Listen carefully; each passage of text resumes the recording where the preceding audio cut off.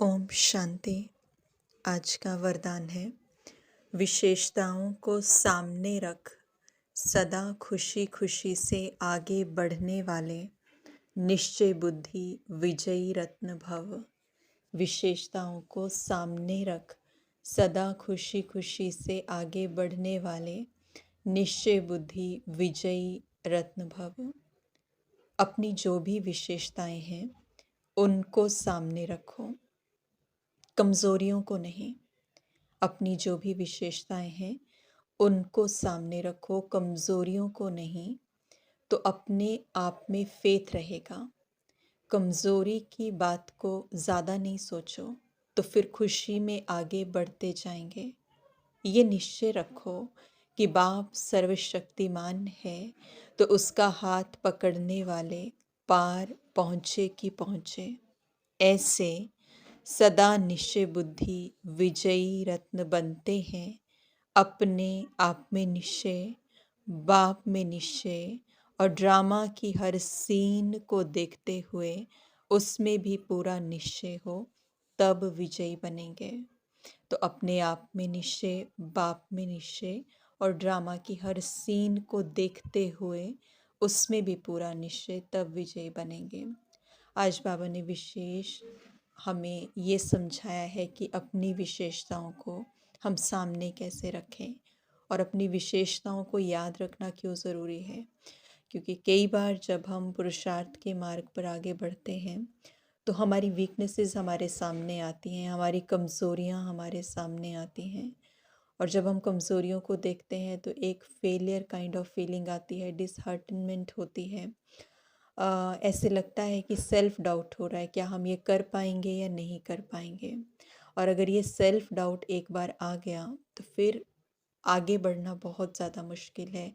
We can say it's next to impossible. अगर खुद में ही डाउट आ गया कि मैं कर पाऊँगी नहीं कर पाऊँगी, होगा नहीं होगा, शायद मेरे बस का नहीं है, तो फिर पुरुषार्थ कैसे करेंगे। इसलिए बाबा ने कहा ऐसा नहीं सोचो, अपनी वीकनेसेस के बारे में नहीं सोचो, विशेषताओं के बारे में सोचो। और सबसे बड़ी बात ये सोचो, मेरे साथ कौन है, मुझे गाइड करने वाला कौन है, मेरा हाथ किसने पकड़ा है।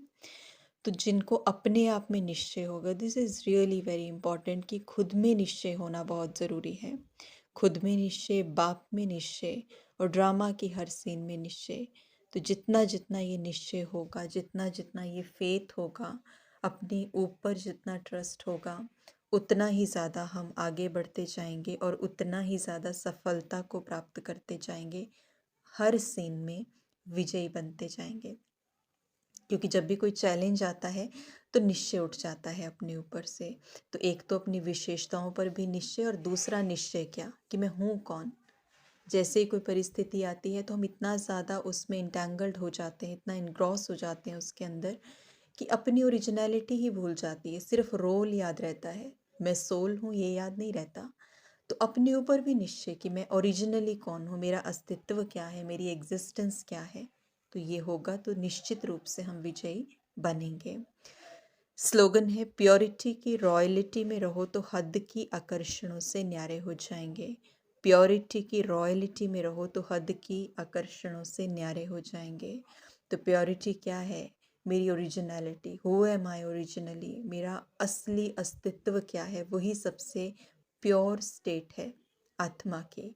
तो जब हम उस रॉयलिटी में रहते हैं, जब हम उस पवित्रता की स्टेज पे रहते हैं, खुद को स्थित करते हैं अपने आत्मिक स्वरूप पर, तो उसके बाद हमारे लिए हम हद के सारे आकर्षणों से न्यारे हो जाते हैं। क्योंकि आत्मा को हद की कोई चीज़ आकर्षित कर ही नहीं पाती, आत्मा भरपूरता में स्थित हो जाती है।